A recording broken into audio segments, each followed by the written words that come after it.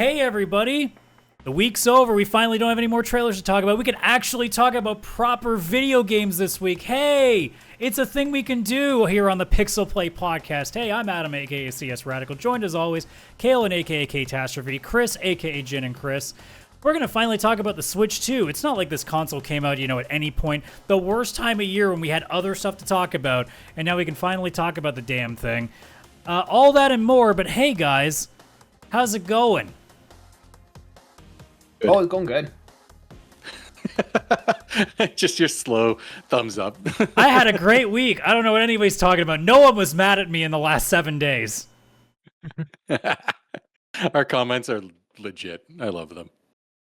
You can tell who listens to the show and who doesn't because all of them commented last week on our Summer Game Fest video. Clearly, somehow the algorithm got to them for that one video. Yeah. It didn't work on all the other ones we put out the rest of the week, but that one got attention.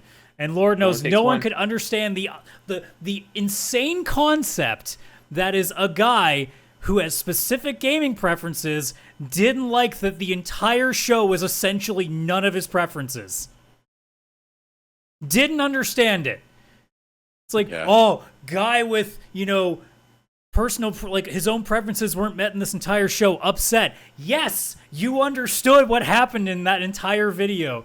Me going, hey, I don't like Soulsborne games, I don't like horror games, and I don't like live service games. That sure was a great show for me, and I'm really upset about it. And people be like, I don't understand what that means. And probably didn't watch the other two shows where I said, hey, they were actually pretty decent.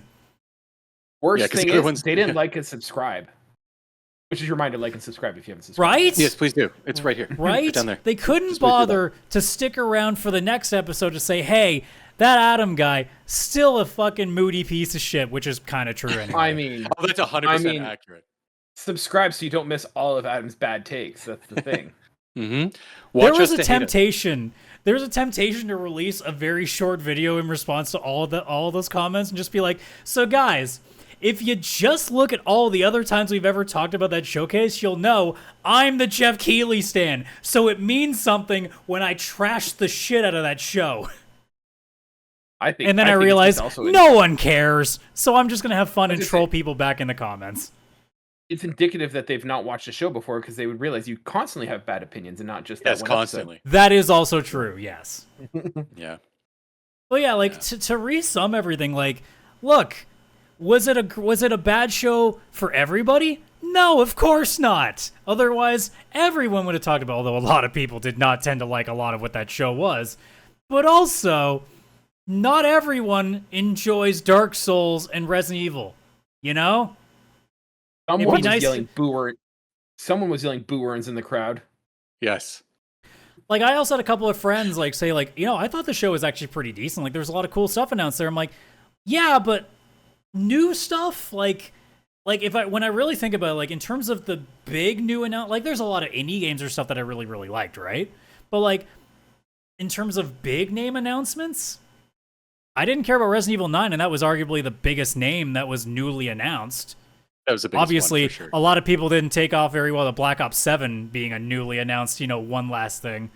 So, when I really thought about it, it was the Marvel fighting game, and then after that, Scott Pilgrim and Romeo is a Dead Man, it drops really quickly when you're talking about AAA announcements. And that to me is a big signifier. Sure, I could get really interested in indie games any day.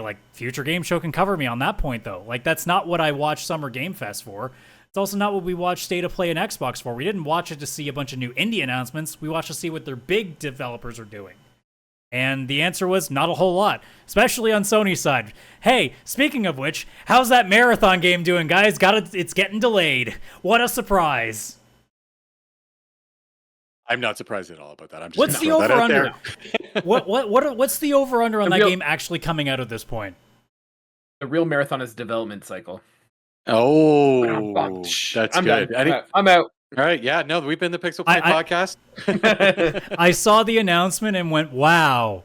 Who would have thought that a game that no one seemed to care about and apparently didn't do very well in its early draft, in its focus group testing? Who knew that it was going to take more time? I'm sitting there being like, how long does it take until Sony kind of goes, okay, Bungie, stop whatever you're doing. You clearly have no idea what the fuck you're doing anymore. Although, to be fair, Sony hasn't really proven that they know what they're doing either with their latest decision. So that entire side. Maybe they're actually going to Bungie and be like, you know what, guys, we haven't spent enough on this train wreck yet. Let's pull it back. But let's throw another $100 million into this, and let's see if we can really hammer out another failure. Yeah, that's probably a good idea. I feel like that's Adam's coming in spicy this week.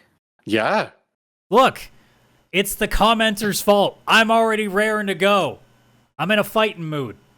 Also, I had like nothing to say about in terms of games I play because there's nothing out. I might actually get Game Pass later this week because like I do want to try FBC Firebreak, which is the new Remedy's new little side project they've been doing, which is kind of like Control in terms of like a multiplayer shooter, which I think is a cool idea. And also Sifu's new soccer game is out later this week, so I might just hop in and take a crack at a couple of those things and see what's up. Because, like, right now, even the indie scene, there's not a whole lot. Like, I'm seeing a lot of, like... And look, I know that, you know, obviously a lot of devs wanted to make this game years ago when it was starting to become a thing. Can we stop with the card, the trading card roguelike games? Like, it's really bad. I know, y'all like Slay the Spire when it came out, but, like, I don't need 20 a day. It's getting kind of exhausting seeing how many of these exist. Because every time I look at the Steam, like, newly released, there's like 5 of them every time I look. Well, I think that might be not so indicative of just the popularity of Slay the Spire at the time, but I think it's also, and I mean, I'm not a developer, so take this with a grain of salt, but like, I imagine that a card game is relatively easy to develop, right? Yeah. Like, it's an easy, sort of quick, easy thing to develop, and that might be why it's just funny seeing, like, 7 different versions of Slay the Spire, and it's just, oh, this one kind of looks sort of like a Nickelodeon show, or oh, this one's kind of like what was the one I played, Zillions, which was kind of like, oh, this is what happens if like a Trigger anime did something. And there's one with like, here's a Cthulhu one, and I'm like, so basically you're just making Slay the Spire with a different coat of paint. Got it. Like it's cool and all, and like some of them kind of shine a little bit higher than others, but like, I want to try something, and you guys aren't even giving me that. Like, I'm getting to the point that I'm like, shit, should I just start, like, making videos of me trying demos of stuff? Because there's, like, nothing else to do right now. Because it's all, I swear, it's all Slay the Spire clones. It's all, not Pandemonium. What's the, Phantasmagoria? Or is it Phasma? Like, what's that, like, horror game, Chris? The horror one? Like, Phasmophobia or something like that? Yeah. Like, I'm seeing a lot of games of that, or kind of like, sort of like, Amnesia clones-ish. And then I'm seeing a lot of strategy games as well. I'm like, holy crap. Guys, I don't need the Summer Game Fest on the Steam page. Please. Can I get like something else? Because there was a lot of interesting stuff that I was playing for a while, and you guys saw me talking about it endlessly, and it just died. It just died off. I don't know what happened. Like, just everybody stopped making games. Like, there's no more promised mascot agencies. I'm kind of getting... I can't even have weird shit to throw at Kaylan to be like, what the fuck is this? Kaylan's hands up. Adam, have you thought about having a kid? Because this would solve your problem. You don't have 2 hours a week to game. You would never run out of games to play. No. He's got a point. Okay. I'm a JRPG fan. That's not a good idea. That's a very bad idea, in fact. You don't like deck builders right now, but have you heard of Balatro? I can sell you on that. It's on every system. You can just start again. I've done it 3 times, maybe 4. I don't actually remember. I haven't even finished getting all of them to gold standard either. So no. Oh, you just got no. It's fine. Then focus. Just focus on that. It's the only Chris. Deck builder you need. I have this thing. It's a crazy concept, but you know, I have this thing called self-control. Oh no. Balatro is not about that. Also, Balatro I have this thing called I have this thing called willpower as well. No, you do not have or want that. You do not need it. It's not something you need. You need Balatro. It's different. I will say, though, because we are obviously going to be talking about Switch too, I did actually get to play at a friend's place a little bit of Mario Kart World, and holy fuck, I love that game. It is good. It is good, and we will definitely talk about that 100%. Yeah. I will say, like, I don't know if I like the controls I'm still getting used to, because the drift, I don't know if, like, because Chris, I'm assuming you play it. Oh, yeah. The drifting feels different, and I'm not sure if I like it. It feels like it's not nearly as crisp anymore. Like Play... it doesn't turn. Like, maybe it's the car I'm getting. Like I'm not sure, but like because I played like 8, so like it's no. Okay. Just something feels slightly off. I'm still decent at it, but like something just felt different, and I'm not sure. It might also be the fact of like now that they're incorporating like the jumps, you can start grinding and stuff. Like maybe it's a little bit different in how it interacts, but like it's just slightly not as accurate as it used to be for me, I guess is the word I'm looking for. You definitely get used to it until you play online, and then you realize you suck. Well, I know that. That's why I would never play it online. Yeah, I play with friends who I know I can beat. Yeah. Kaylan, what about you though? Have you been playing anything? No. I mean, yeah, like so I've been playing, still working my way through Assassin's Creed Shadows. Absolutely loving it. I am probably maybe the PlayStation says I'm about 40% of the way through the campaign. I've just been going around and exploring everything. I am just getting lost in that world. Still stand by. This is one of the best, if not the best, Assassin's Creed games since Assassin's Creed 2. Other than that, I've been playing my Switch 2, Mario Kart World, and just kind of dipping in with some other, Nintendo games to play through. So, yeah, that's about it for me. Nice. This is probably like the worst time to be jumping into the show and be like, "Wow, I wonder what these guys are playing," and we're like, "Eh." No, I've been consistent. I've played the same thing for months. Yeah, Kaylan is 2 hours further in Assassin's Creed than he was last week. That's 2 hours into the 80-hour game. It's a weird time. Kaylan is Kaylan, Chris is Chris, and then I'm sitting here being like, okay, so Adam's gonna come up with like the weird indie things, and I'm like, I haven't doing shit. He's like, what are we gonna talk about? Kaylan's not gonna finish Assassin's Creed for another 3 months. Chris is playing like 7 games simultaneously, so he'll finish like one every like month or so. Oh, I finish like 6 games a month. I commit because I have to, because if not, then my backlog will eat me alive. Yeah, I've got some. Speaking of 7 games, what are they? So I'll talk very quickly about 3, so I don't like trail off too long. I beat Cyberpunk 2077 finally. That went from being a game I tried twice, well, I guess 3 times in total to actually play through. The third time stuck so much that I honestly, truly believe this might be the game of the decade. Like, I genuinely do think it might actually be that. When I look at it from compared to everything else that's come out in the last 5 years, like I truly do believe that. That might not be a bad idea to do at the end of this year, along with like our normal awards, is like actually taking a look at the last 5 years and seeing like what we think is, the best games that have come out during that time period.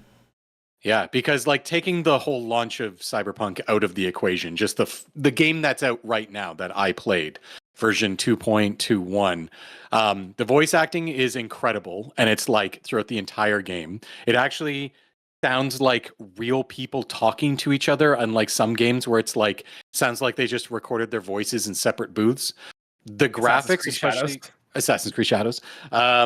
When I moved over to the PC side and I could turn on all the light reflections and everything, a lot of games that doesn't matter. I truly am not this person where it's like ray tracing and all that's going to matter a lot. I actually didn't even have ray tracing on, but the game became completely different, like an actual rundown wet city. Like that's the best way I could describe it with some of the scenes. These are probably the best looking graphics I've ever seen in a game, like to this point, like at all. Like it's crazy, and in such a big game. Like you'll have Hellblade Senua's whatever 2, and that looks insane, but the game is like 5 hours, because I imagine that's as much as they could fit in there, where it's like that's all we can do. Like that's how far the tech will go. If this is going to turn into like $1 billion if we try and keep going with this. And even then, they had to keep it very contained. It's not like an open world, right? Here, you can go wherever you need, and the game just has it all loaded in. And like, yeah, it's loading as you go, but it does such a great job of actually making you feel like you're in this city, and it's alive, and it's like such a cool place to be. Even though, honestly, it kind of sucks in the sense like living there does not seem like a great idea, but such a cool game that way. Yeah, I honestly loved it. Like going through the Phantom Liberty expansion, going through all the main side quests with all the characters. Every character matters. Every story actually had an impact. Like CD Projekt Red, if Witcher 3 is in contender for Game of the Decade in the 2010s, they've done it again with Cyberpunk, with maybe being Game of the Decade in the 2020s. They're ability to storytell, especially in an open world where most other developers suffer huge, except maybe Rockstar.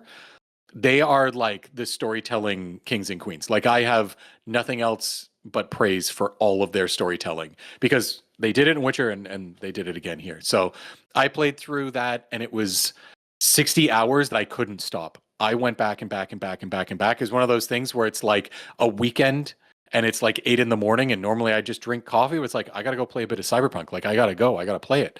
Like it had its hooks in me and truly, truly an amazing game.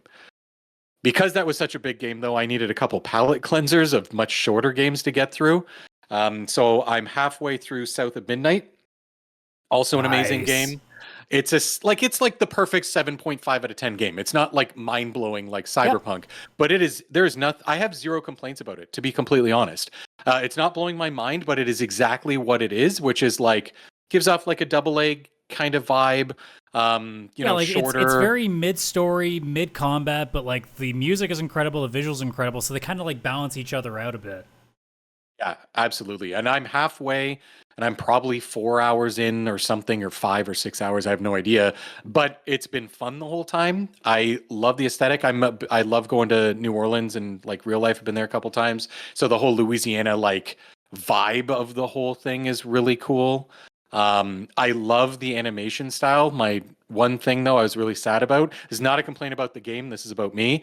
I suffer from motion sickness sometimes with games like first-person shooters. I have to make sure that motion blur is off and its field of view or whatever it is like out and everything like that. I've never actually finished the first Half-Life game because I couldn't get through it without like physically almost being ill from motion sickness. The animation style of this where everything else was 60 frames per second but your character's like 16 and moving around like that, my eyes just started to give me motion sickness. And I made it through the first 3 chapters. I was like, no, I'm playing it this way because it looks so cool.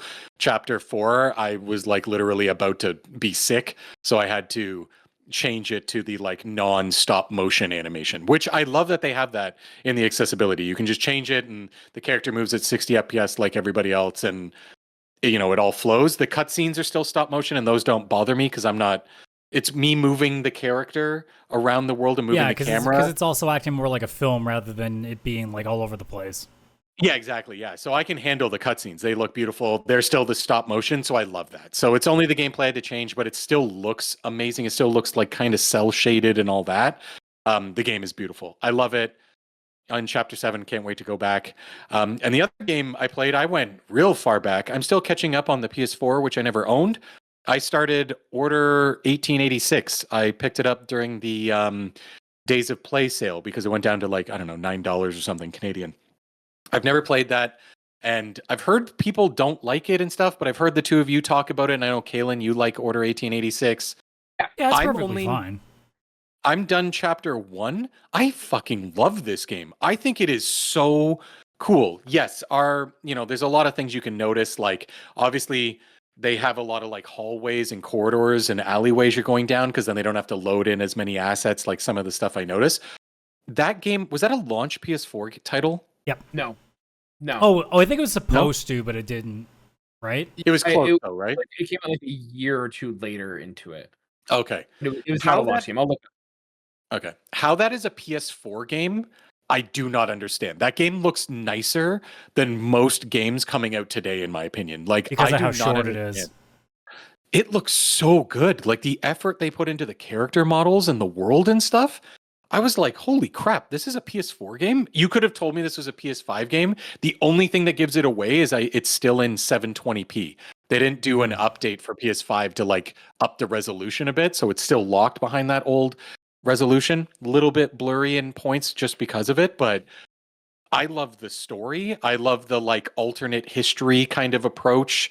There's like historical people there. I wasn't expecting or this order to actually be a part of other historical characters that I wasn't expecting. The Lycan approach of werewolves and stuff wasn't expecting. Like, this is really fucking cool. And the guns are really cool in that game too. And the guns are really cool. I think you could generally, they wouldn't do it, but I think you could genuinely like do a sequel to this, or just do another game in the series, like just completely unrelated to it if you wanted to. And I think it would actually do really, really well. Just because I think I think the setting is also like really, really in theme right now, so I think it could do really, really well from that perspective too. Now, does that mean that it would be actually made well the second time around? Hard to say, but I disagree. I think this game was actually kind of like tossed away too early in the sense that yes, like it is a little like there's a lot of quick time events. It's a very short game, and this was like right around the time where we were having those conversations of like dollar per hour kind of experience, right? And I think it suffered from all those. But for me, this is something that I think if Sony had powered through would have become a staple PlayStation series. In the same way that if you go back to Assassin's Creed 1, Assassin's Creed 1 is very shallow and limited and stuff. But then it spawned into Assassin's Creed 2, and like you can say what you want about the franchise now, but back in like the 2010s, that franchise was one of, if not the biggest franchise. And I think the Order 1886 would have been the same way. Yeah, there's faults with the first one, but it's a proof of concept. You know, it has good ideas, it has a good story that you build on the second one, right? Yeah. I mean, a new Order 1886 game couldn't do as bad as Concord at this point. I think Sony would. I think that, like what Kaylan's saying, you make this like Sony's AA or whatever you want to call it, like one of their franchises. They're like $50 games. They're still short. I actually love that it's only going to be like 7 hours or whatever how Long to Beat has it at.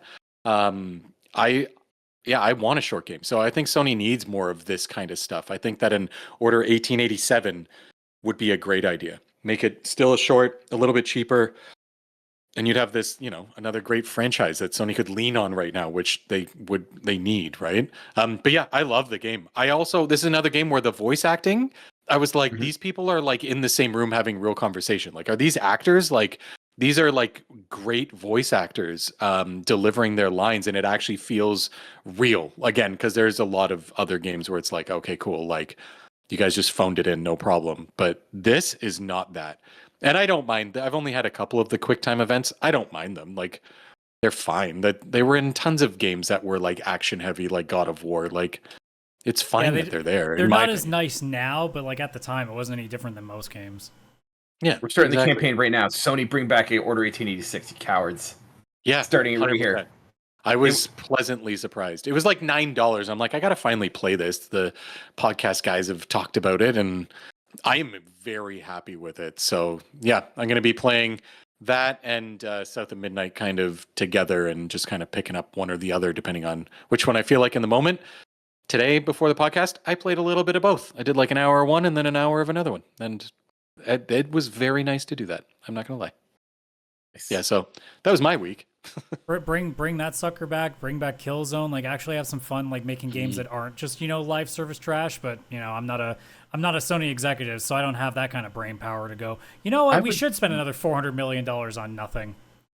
I would love to see, like, might be a waste of their talents, but like Naughty Dog making an Order 1886 kind of series. Like, that would be right up their wheelhouse. Like, take that Uncharted sort of formula, the corridor kind of roller coaster ride, and put like 1886. Like, it doesn't have to be Naughty Dog, but like that style. Like, I can see the kind of like really good combat moments that like Uncharted 4 has, and just take away like obviously the climbing aspect and such of it, but just have more of a game that's just centered around that kind of gameplay. Yeah, I love it. I love alternate history kind of stuff, and this one's doing it already very well. I'm assuming the rest of the game isn't as long because it took me like, I feel like an hour and a half to just do the prologue in chapter 1. And there's like 15 or 16 chapters. And I'm like, this game's like 7 hours long. Why did it take so long for these first two? But I don't know. Yeah. Maybe some of the other chapters just speed through. Look, Chris, you've played JRPGs. Like, you know that the first chapter always takes way longer than everything else. I'm on disc 1. Right. Disc 2. That's where they just breathe through it. Have you done the airship level yet? No, I literally just chapter 1 was where there was like some escapees, and I had to take them out, and then one of them turned into a lichen, and I was like, oh, this is that kind of game. I had no idea. I knew nothing about this going in. Awesome. And it was like chase down and kill a lichen, and then all of a sudden you're at like the circle of knights, the round table. You're just starting it. Yeah, just starting. Like, prologue was like you're in prison, and I'm like, what the fuck is happening? This is so cinematic and so cool.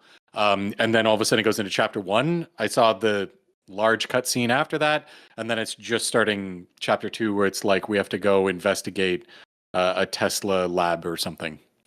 Oh yeah. Yeah, they're making electric cars in 1886. It's crazy.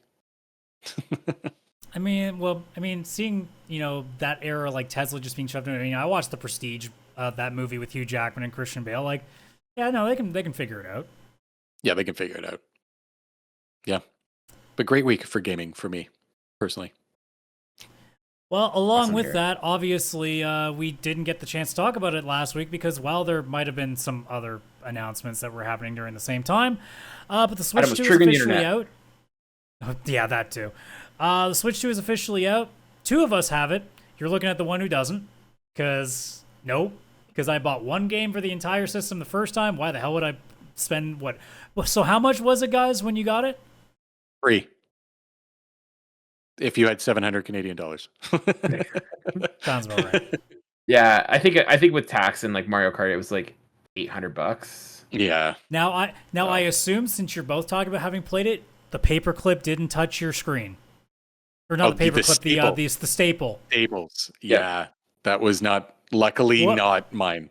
Holy what a hell. fucking story that is. First of all, how the hell is it that easy to staple in the packaging? Like, that's already the first red flag. Because it's actually right on the top. When you open it, it's like the first thing right there. Yeah. Like, they wanted you would that think reveal. that there'd You be like open it and some you sort see of it. either just a little bit of styrofoam, or at least like that like plastic, not plastic, well, I guess it's just kind of styrofoam, like the really thin, like styrofoam paperish looking cover to it. Nope. Oh, that was there. Oh, Yeah, that was there? That was there when I opened it. Well, Yeah, what but good that did, apparently, then. People don't care. No. It's because companies have to make the boxes smaller, less, it's about the environment now, so they're making it as small as possible, and they also want that, like, big reveal. Like the Xbox Series Because X as did we it know, too. at the You end of the open it up day, and it's the size of the box, that's the real thing that's causing the environmental issues. There's nothing else. Staples are natural. They're made of metal. So if anything, We're not correct playing kind of SimCity, so we're not thinking about that much on this show. So obviously you guys have both owned it. I've obviously played a little bit of Mario Kart. That's the only thing that I've had any chance to do at this point. Without going into too much detail or to start off with, but just as like a general position, like with your first like weeks-ish of experience of it, do you think so far that the price matches what you think you're getting out of it, or are you still not far enough in to really kind of get a sense of that? Kaylan, I'll let you go first. Okay. For me, like, it's an expensive console, but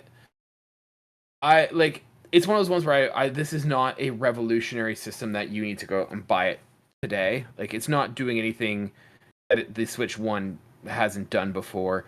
That being said, I'm not regretting my purchase with it. Like, I hooked this up to my TV, playing it at 4K, 60 FPS, with HDR.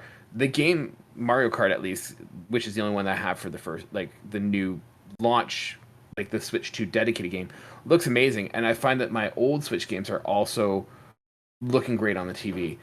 The screen on the handheld looks amazing as well. I absolutely like that.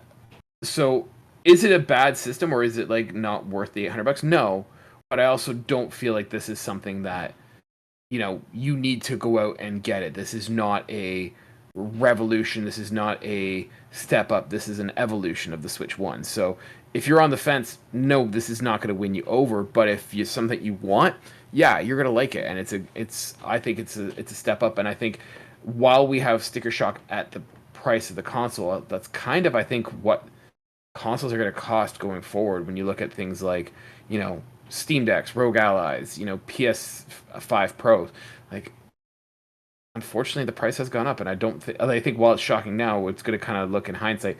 Yeah, this was just the start of what the new pricing model is for these systems. It kind of seems to fall in line with what we were saying initially with it, is that it's a console that's probably not necessarily for like everyone, but so much people that have owned a Switch and want to get like a nice big upgrade for it and are willing to take a shot at it first time. Because it seems like, because I think we said somewhere along the lines of, this is probably a console that if you're casual, give it at least a year and kind of see where the library's at, see if there's a new model that might be coming out later on that might be a little bit cheaper, and kind of work with that. Chris, are you kind of in agreement on that so far with what you've experienced with it? Yes, absolutely. Yeah, I think that as Kaylan is describing, it's just like a huge upgrade to the already existing Switch. The best way I describe it is like you have a PC and your PC is getting old. You go out, spend money, you get all new PC parts, maybe even build a whole new PC. Nothing has really happened except you just have a lot more power. And the Switch 2 does have clearly, obviously, a lot more power because the old Switch was 720p. This one's 1080p when it's in handheld. The old one was up to 60 frames per second. Now the handheld can do up to 120. It can output at 4K. The dock is different and even has its own cooling system. And like it's lots of upgrades, but it's so similar to the old experience that it's like upgrading a PC. It's still the same thing you're opening and you're doing the same stuff. It's just you have all this power under the hood now that you didn't have before. I think that, the price itself, like Kaylan has said, I think this is kind of the start of new pricing, unfortunately. I have a feeling in 2 years we'll be talking and the Switch will be the most affordable option for gaming again, which is sad. Yeah, can't wait to find out the PS6 is going to be fucking $900. I really think that's Canadian. Yeah. I think that's pretty spot on of what it'll be. Mm-hmm. Seeing that the ROG Ally X is $1,100 in Canada right now, and they're talking about like new ones coming out, like the ones with the Xbox attached to it and everything. Like things are just getting insane. Like it's getting very pricey. All of a sudden the PC build I did is one of the most affordable things I've done lately, and it makes no sense because it's such an expensive endeavor, right? But yeah, I think that the price to the product in a way matches. I guess there could be an argument for if you bought Mario Kart straight out, but like in the bundle where Mario Kart was like, I think it works out to about 70 Canadian plus tax. That to me makes sense. That's what Mario Kart would cost, if anything, $10 less than what it would normally cost. But I do fully agree that this is not something for casuals to grab yet or anything like that. But it's mostly about the games because you've got Mario Kart, but you don't have other big Nintendo games that have come out yet. And yeah, there's Cyberpunk and there's a Bravely Default remaster and some other games that are coming out, but either you've already played them before or it's more like you're now just getting a portable version of it. And you're still getting a better experience where you probably already own it, right? So you're not going to buy this, for example, for Cyberpunk because it's still not going to be great. Great as a handheld version of the game, but it's not on par with a PS5 or Xbox or PC. Like you're not going to pick up a Switch at this price just for that, right? So I think just because the software isn't there yet, you don't need to rush out and buy this. You really don't. I do love, like, from the build's quality, I do like the size of the screen. It looks amazing. I like the little magnetic clips in. I like that better than the rails in the first one. I was actually going to ask, because I'm assuming both of you guys have played it handheld. How does it feel in comparison to the original? Premium. It feels like for me, it feels a lot more premium than the Switch One. For me, like I like the magnets. I like how it clips in, but I still find that I have that feeling when I'm playing the Switch. Like I get cramps in my hands from holding the controller. Yes. Oh yeah, the ergonomics is still bad. The ergonomics is terrible, and I also find that like I didn't get the Pro controller yet, so I've just been using like the little, I don't know even what to call it, like the little controller clip-in thing. And like it's weird because I like the build in the first one because it slid it and it felt like a controller. This one it's like hovering a little bit above the grips, and so it kind of feels like it wobbles a bit. So like for me, I don't find that it doesn't feel like a premium console, right? Like I would, of a handheld, I'd still prefer to play the Portal over the Switch. I was about to say the Portal probably feels way more comfortable in your hands just because the sides are kind of designed to almost be like the controller.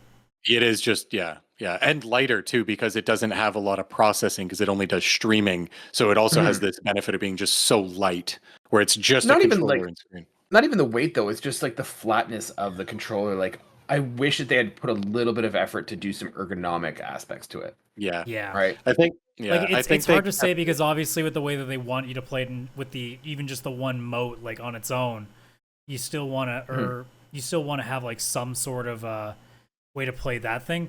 But like to give that a sort of a handle would even be weirder now if you tip it sideways. Now there's like an in cave on that side. I don't know what they do about that, honestly. Like it just seems It's like tough. it seems like because they made the choice that they want that to be able to you to just take that one piece off and still be able to play with that they've kind of just strapped themselves to this case where there's no way to make it that comfortable in the end. Because like it's the one complaint that I've always had about the Switch is I hate playing anything that's not the Pro Controller because they all otherwise feel extremely uncomfortable for more than 10 minutes. Yes. Yeah, it does still feel very uncomfortable. The ergonomics still not great at all. It's still in last place when it comes to my Steam Deck and PS Portal. It's the only two I have to compare it to. They're also two of probably the best, to be honest. PS Portal in first place. But the reason I say it feels premium is because like the old Switch, when you would slide the Joy-Cons into that plastic piece, like I even had a Joy-Con, no, it was actually an official one. It actually like broke, like I pushed it in and it wasn't perfect and then it kind of broke and thing. Plus there was always this slight, like it wasn't a lot, but it was enough that you could move them forward and back, the Joy-Cons on the original Switch. It was slightly wobbly and it was minor, extremely minor, but it was still there. And I find that because these are these like intense magnets that are designed very well, you put them in and it goes in a lot easier. And once they're in, I have like no wobble with them. Like it feels like a solid console, even though you can detach them. Where Switch 1, I could always tell like, oh, these are detachable. I can feel it right now. I could just pull these up. So that's what I meant. It's like some of the changes they've done make it more premium, especially with the Joy-Cons not including ergonomics, because that's still, I'll give it it's a little bit better than Switch 1 because it's a little bigger, but it still has the exact same issues. It just, maybe it takes 10 minutes longer to get there than what it used to on the Switch 1, maybe. Yeah, I do find the battery like is okay. Yeah, it's like, just okay. Once again, I don't play for long periods of time, so for me, I've not had the battery die on me yet, but I have seen it gone down pretty quickly when I'm playing like Mario Kart on the handheld or whatever. Yeah, you only get like 2.5, 3.5 hours out of it if you're playing something like Mario Kart. And that's also with a brand new battery. Like that's going to dwindle as the life of the console goes on. So yeah, it's a very like average, it's okay battery. It sucks just because Switch 1, like the OLED, my OLED would last like 8 hours. It was the silver lining is that the silver lining is you do have that USB-C at the top, so it's easier to play and charge at the same time. Yes, very much. Yeah. It'll be fine, I guess, on an airplane or something like that. But like I used to play again, like Zelda, like 8 hours on an 8-hour flight, and I'd like be getting low to the end of the battery at the end of the flight. Here, 2-3 hours in, I'm gonna have to, probably closer to 3, but still like 3 hours in, I'm gonna have to start charging that thing because it's at like 14%. That's it's not as good, but yeah, I kind of understand it because while the battery is bigger, you're also putting out an image that's 1080p instead of 720p, and you're pushing all this extra horsepower. Like Mario Kart in handheld, I believe it runs at 120 FPS. Like, yeah, you're gonna be dealing with, unfortunately, like a lot bigger battery drain as soon as you start pushing out all this more stuff. So it's this bad balance of they would have needed the console to be even slightly bigger with an even bigger battery in it to kind of compensate. Yeah. Ergonomics, battery, not my favorite part. Now, have you guys played any games outside of Mario Kart on that so far? I have. So there's one I can talk about, which is the Welcome Tour one, the actual tech demo thing. I bought it. You played that. I bought it. I'm like, you know what? We're going to talk about this on the podcast. I need to see if this is worth it or not. Somebody had to take the bullet. I had to take the bullet. Also, I used the podcast as an excuse because I was extremely curious. So it was both. A tax write-off. It's a tax write-off. Yeah, 100%. I've also played some older games that got upgrades. So I reinstalled Pokemon because it was like, oh, Pokemon Scarlet and Violet got upgraded. And here's the thing. Oh, do the windmills look like they move in the background now? In the old game, it ran at like 20 something frames per second. And in the background, to save even more horsepower in the thing, things would run at like 5 FPS until you got closer. And it was like not 720p in handheld. It was like 500 something p. I cannot believe how much extra power this Switch must have. because now it is a solid 60 frames per second throughout the entire game while you're playing in handheld and at 1080p. You also now see just how much this Pokemon game does look like a PS2 game when you look at the textures and you look at everything. I You're still like, can't damn. believe that game was released on the same console as Breath of the Wild. Yeah, it is wild to be but yeah, I could not believe how much of a different game it felt like to actually play. I found it actually very enjoyable. So I pushed through. I have like 70 hours in that because I love the multiplayer aspect. I had a group that I played with, my sister and a couple friends. It was a lot of fun, but now that it's at like this 1080p 60, and I have no idea what it would look like on a TV, but like 4K 60, I assume. I have to imagine this is just like what the game should have been when it released. If anything, this should have been a Switch 2 launch title, or I guess a new Pokemon or something should have been. But yeah, this one was, it shows the Switch 1 had gone a little too long, or they were trying a little too hard. Looks fantastic on there. Yeah, I've seen footage too of Breath of the Wild and stuff. It looks really good. 60 frames per second, 1080p, because the old game was, again, like pretty solid 30 frames per second. But yeah, it looks like much nicer, new textures, full 60 FPS and all that kind of stuff. So that looks nice. Yeah, But, for me, I've been... Sorry, Good. I'm just gonna real quick, and then we can jump in because I want to hear about the welcome back, whatever. For me, I was just, aside from Mario Kart World, I've been playing Mario Bowser's Fury, the Mario 3D World, and it, like, that game ran well on the Switch 1, and it's running even better on the Switch 2. So I'm finding that, like, what I'm doing now is I'm actually going through and I'm picking up cheap Switch games with the idea of building up my Switch 2 library of Switch 1 games that I haven't played. So, like, I bought Pokemon Let's Go Pikachu, and I'm going to pick up, like, Donkey Kong Tropical Freeze and stuff. So, like, right now, with the price of Switch games, I don't know how much I'm going to be picking up Switch 2 games at launch, but rather just filling up my backlog of Switch 1 and playing those because they feel like new games on this console. And then waiting for some discounts or secondhand market for Switch 2 games. Yeah, I've seen a list because Nintendo announced like 10 games they're updating for free. Not Breath of the Wild and Tears of the Kingdom. They were like a paid upgrade, but all the other games like Mario 3D World, Mario Odyssey, ARMS for some reason. Like there's a bunch of games that were getting a free update. But it turns out it's actually much bigger than that. Nintendo, I guess, just only announced a 10. A bunch of other games they got updates. It's just, I guess they felt it wasn't big enough to like kind of advertise it. Apparently, like Metroid Dread, for example, looks a lot nicer because they upgraded it to like the 1080p and all that kind of stuff. And apparently, a lot of third-party titles are also being updated to run a lot nicer, better, and stuff on there. It's just Nintendo didn't advertise all of them. I actually found a list on Reddit that people were making, and it had like 170 games on there that have been tested and what the upgrades are like. Some of them, it's just like load times are like 10 times faster. Some are it's like it's 60 frames per second now. Some are it's now 1080p where it wasn't before, that kind of stuff. But I think, Kaylan, that's a really good idea. You'll be able to get a ton of games from like EB Games, especially if you go physical, from the Switch 1 library. And I think that's a genius play because that's what I was doing. I'm doing a little bit, but I've only got a couple left that I didn't end up playing in Switch 1. Yeah. So and that's what I'm using. Like, I didn't fully dive into the Switch 1 library, but I think now that it's the old console, you're gonna get some clearance, some liquidation and stuff. And like, granted, they're not gonna become dirt cheap because it's Nintendo, but I figure my goal is if I can pay less than like $50, that's a win for me. So like I got Let's Go Pikachu for $30, and I feel like that was a good price. That's a huge discount on that one. Whoa.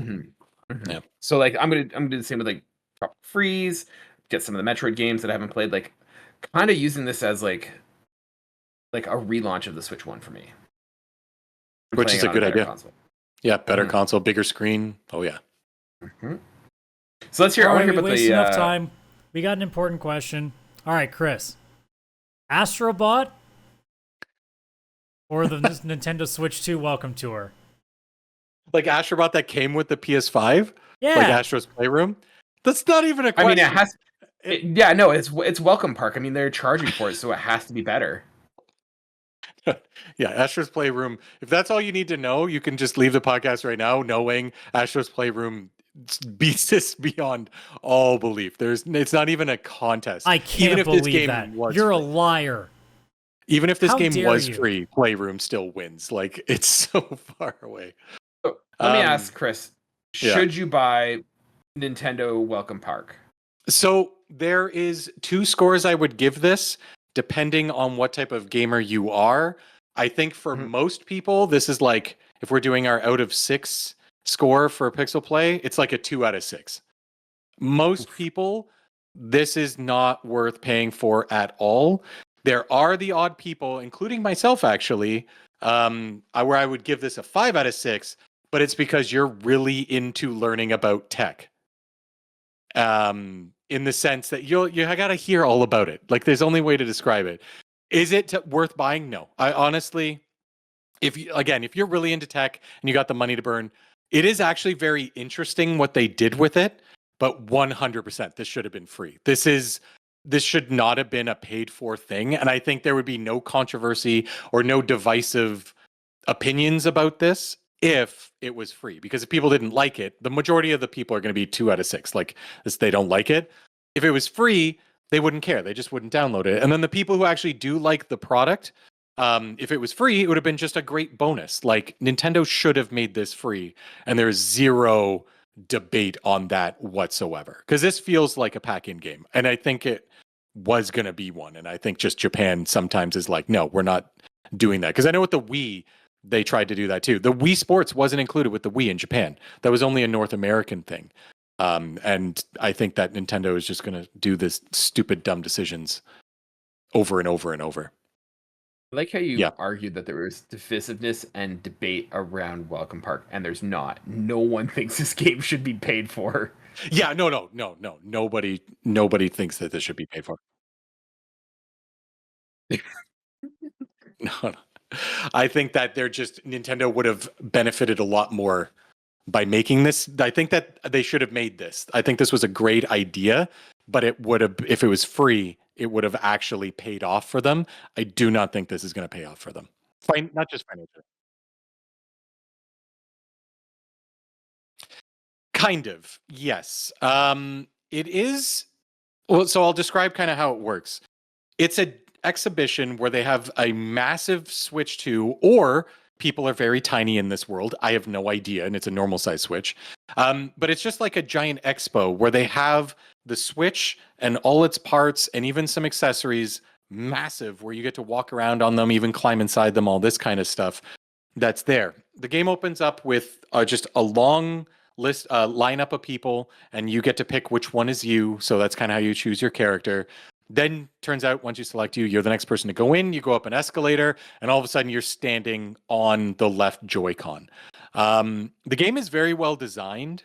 They actually put a lot of effort into this, you can tell. The music's really nice. There's an incredible amount of NPCs that they wrote things for and all that kind of stuff. But the general way that it works is you show up on, say, the left Joy-Con, and there's 4 different activities you can do. The first one, which is the only mandatory one you need to do to move on to the next piece of the Switch or next accessory, like the next area, is probably the most boring, but it only takes a minute. It's where you actually go up to each button or whatever that's there, and there's like a little info terminal, and you just got to click on them. You got to kind of find them. It's kind of like a Where's Waldo, but like nowhere near as exciting. Most of it is extremely straightforward, and it's like on the left Joy-Con, there's up, down, left, right button.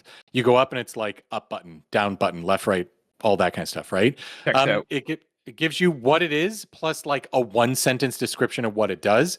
Most of the stuff you already know. Some stuff you're like, oh, cool, that's where it is. That's where the microphone is on the Switch main tablet piece. Like, sure, there's that, but it's not shocking. It's like extremely, very much, Adam, like you said, the instruction manual part of the game.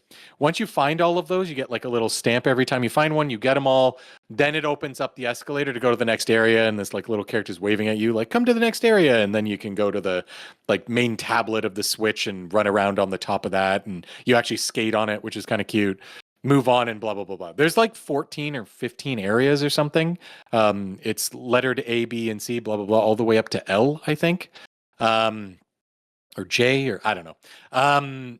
But yeah, so that part boring, but it's the only mandatory part and it takes like a minute. And then you could technically move on if you wanted just a speed run through it and just click on everything and it'd be like, cool, you beat it. Which even if you were into tech, don't ever buy this. That would be dumb. That is the most boring part. Then there's the next part, which is going to be the most divisive 100%, which is actual just facts and then a multiple choice questions. And when I saw these, I was like, are you kidding me?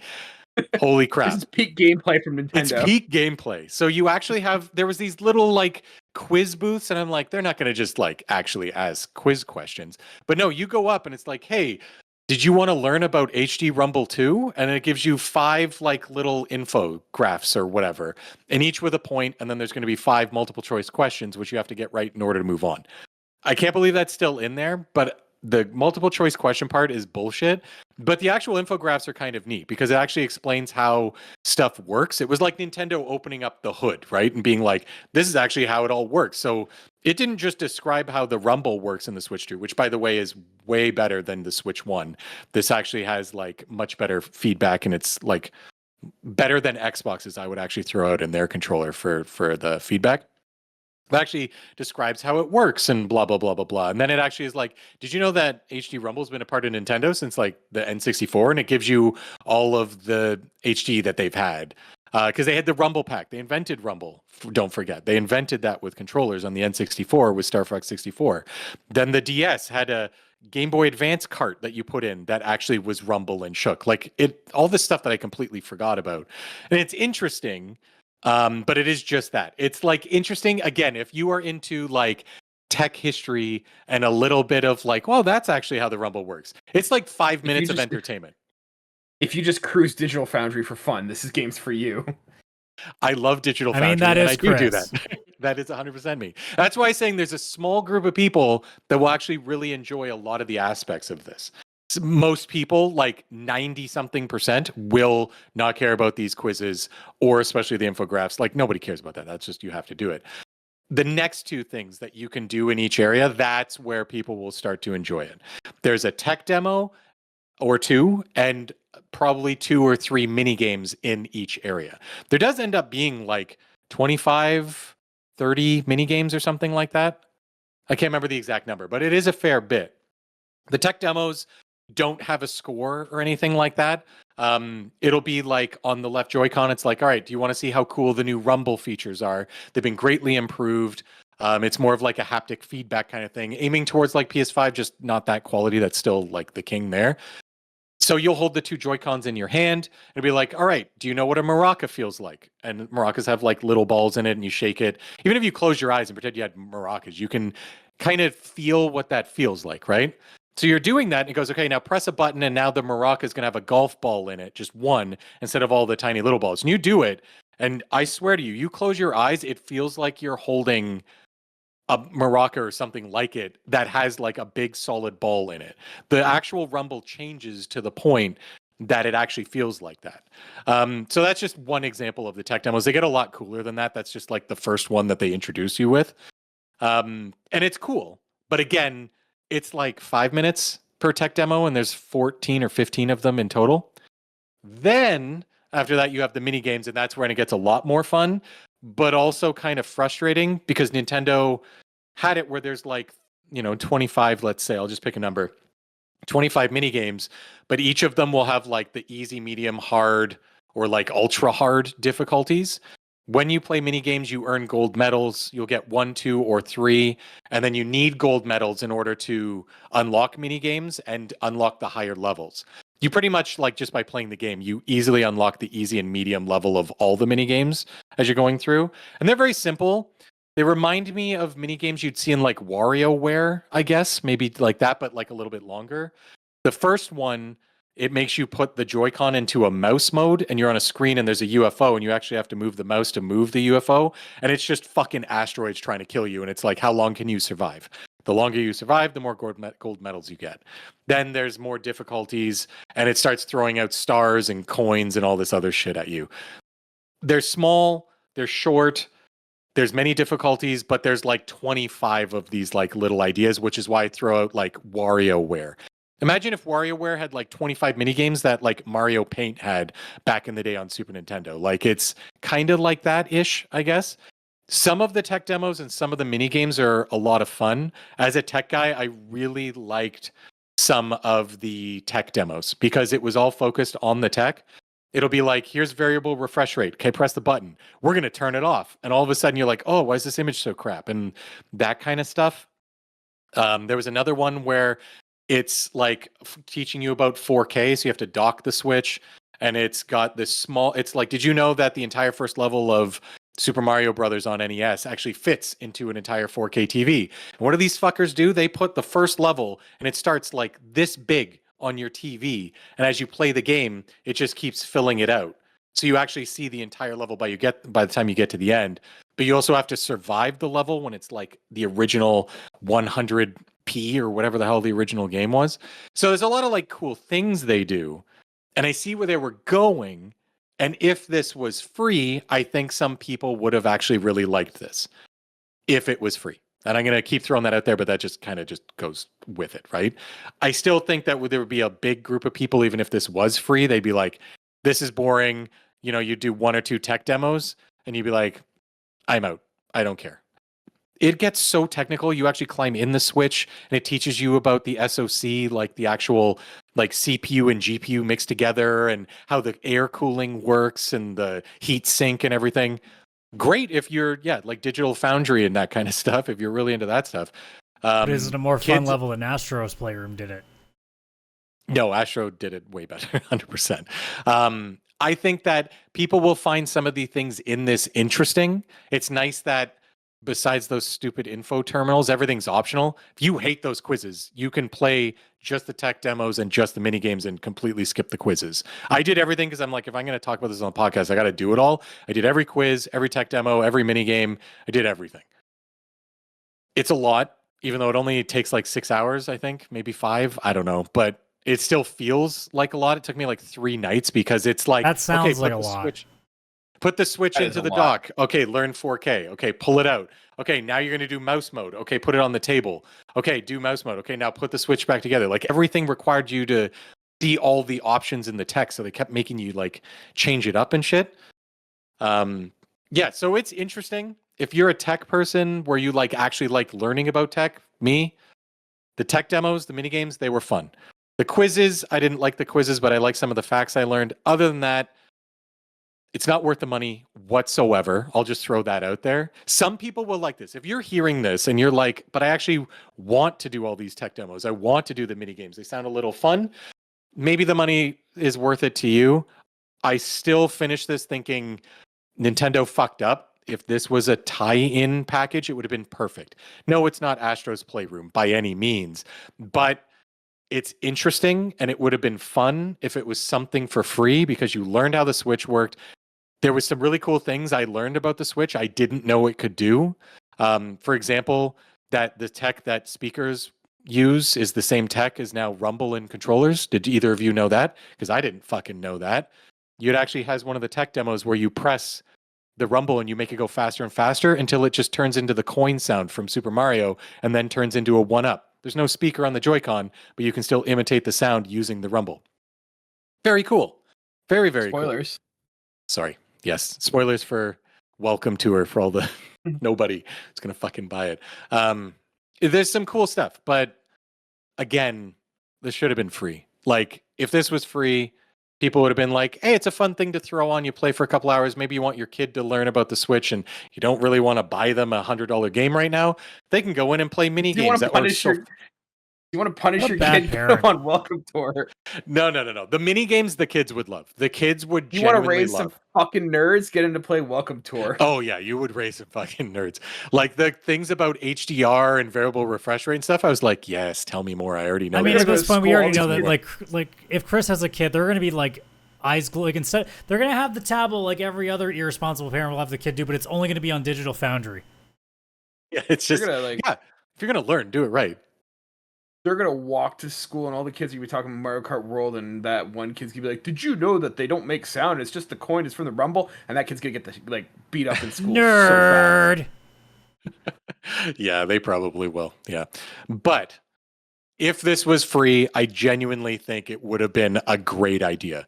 I think you still would have only captured like 30% of Switch users to actually go in and play it for a while. I think the other 70% maybe would install it. I'd and be play surprised it if for it was 5 even minutes. 10%, to be honest. Yeah, I don't know. If it was free, I'm talking if it's free, I think 30% of people would be curious enough to install it and play for a while. And 70% would either install it, play for 2 minutes and quit, or just not even bother installing it. Especially right now, considering, Nintendo only had Mario Kart World launch. This is the only other Switch 2 title they released. They should have made this free. They really, really should have. So yeah, to sum up, not worth over 90% of people's time or money at all. For the other 10%, it probably is worth your time, but it should have been free, so probably still not even worth your money. That's the conclusion I came to. This episode is not sponsored by Nintendo at all, but after that segment, it better fucking be.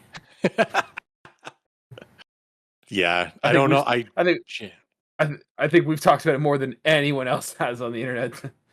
Then Chris talked about it more than anyone else has.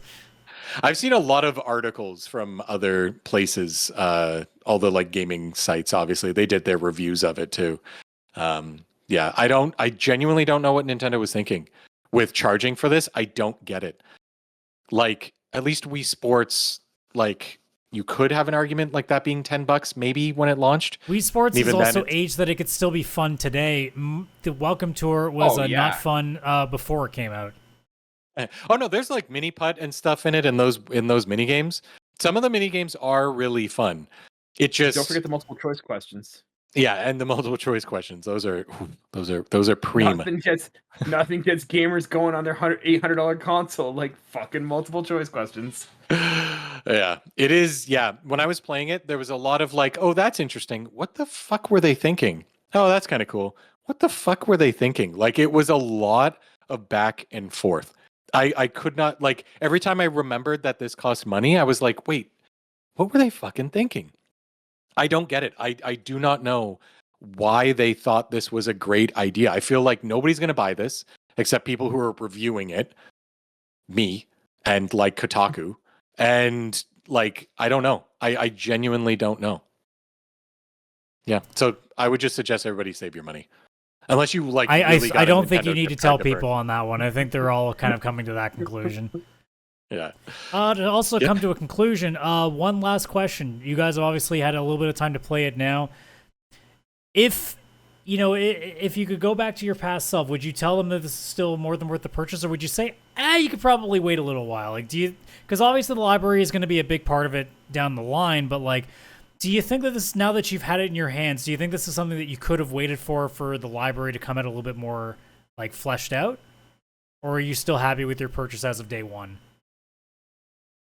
I will say, me personally, I'm happy with my purchase day one because Mario Kart World obviously bundle that helps. Mostly Welcome Tour. I'm kidding. But a lot of the Switch 1 games like being updated. Because I've got a couple that I still haven't played through, like Paper Mario. I still play Pokemon and stuff, and like just the much better version of those games, like especially like just Pokemon Scarlet, throwing that one out there. It's a huge upgrade with performance. And I'm the type of person that I eventually will always like upgrade my PC and stuff, and I like never regret that because I like the extra power. So for me personally, I do not regret my purchase at all. I love the system. I love the upgrades to it.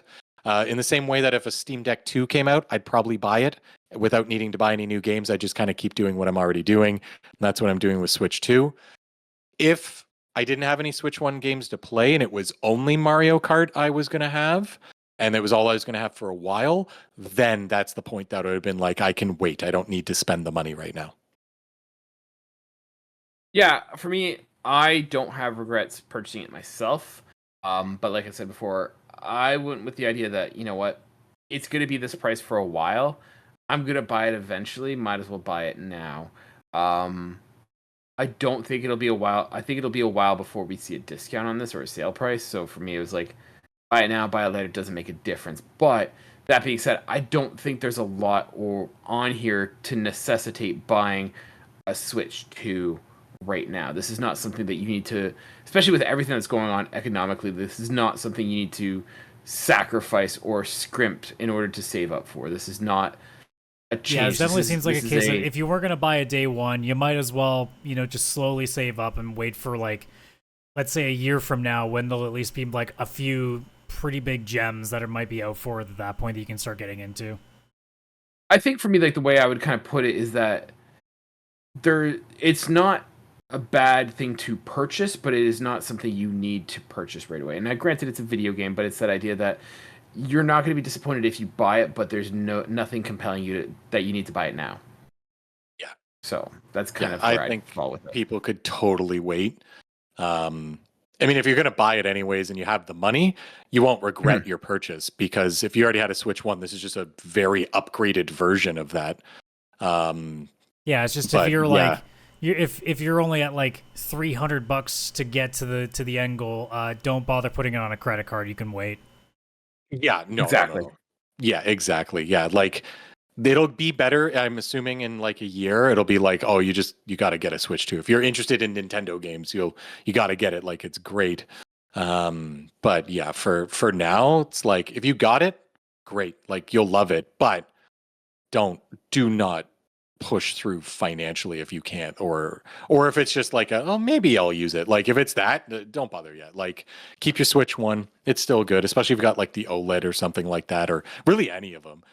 Because while it does play the game better, it's still playing. It's not the generational leap like it was from like PS2 to PS3 kind of thing. This is a continuation. Yeah, it's the PS4 to the PS5. Not same fidelity, just it's not like, whoa, crazy leap in graphics. It's just more like, oh, everything runs better now. It's just that. Well, I think we did a little bit of justice on that, and we'll see how the console goes through the rest of this year as we get. I guess we could probably say, like, do you think that as of right now, do you think Mario Kart World would have a chance of being a Game of the Year nominee at the end of the year? No, absolutely not. No, I don't think Mario Kart really deserves that ever. It's hard to tell. It depends on what games come out. The reason I'm wondering is because now with like how expansive it is with the open world, you can just kind of drive around like the really big changes that they've done to it, that it might actually like, I guess it really depend on like how the year shakes out. Yeah. Like this beating like Claire Obscure Expedition 33. No, I do not think that this has a chance. Because I'm assuming Donkey Kong Bonanza is supposed to come out this year, right? That is next month. That's actually like coming out in July. Assuming, because a lot of people have been kind of underwhelmed by it from what I've heard from like early like testing. Let's say that like no Nintendo first party game is gonna get it. Do you think Mario Kart might get the sympathy vote? No.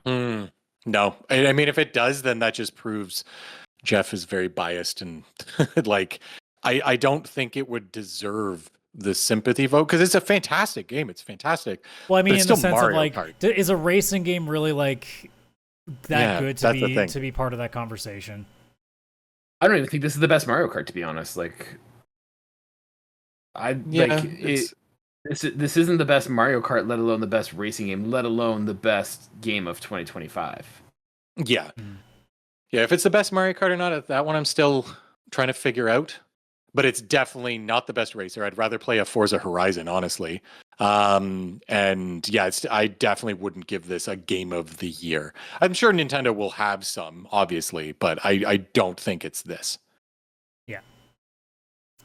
Alrighty, well, that about covers it. So we are going to take this sucker out for the day. So you know the drill. YouTube, like and subscribe if you're watching, or listening, I should say, on any audio platform. If you can give us a rating, please do that there. Obviously, share with all your friends. Don't forget our link tree as well, linktr.ee/PixelPlay Podcast. Posted a link to the Discord. There are socials there, but, we're not going to sit here and say that we use them anymore. Just our Discord. And then also, this Friday for the side quests, Chris and I are going to be doing the PSP and the Vita for games that we'd like to see remade. We originally were just going to do the PSP, and we realized as we were figuring out our lists for that, that was not going to go very well. So we're like, well, the Vita kind of is still aged out anyway, so we can include them both. They're fine. But yeah, you can look forward to that there. Kaylan, you have a look on your face like you got something to say. They're two different consoles, two different libraries. You can't merge them together. Well, we did, so you're going to have to deal with it. Perhaps not leave you two alone. Look, it's fine. I didn't put Kingdom Hearts Birth by Sleep in there. Everything's fine. Yeah, because it's already kind of been remade, maybe, in Kingdom Hearts Yeah. Either way. 2.8 All right, folks. HD. We're going to end on Kingdom Hearts. That's the best possible way to end the show. Kaylan's going to be so happy. All right. Well, you guys enjoy the rest of your day wherever you may be. Fridays for the side quest, every Wednesday for the main show. Take care. Bye-bye for now.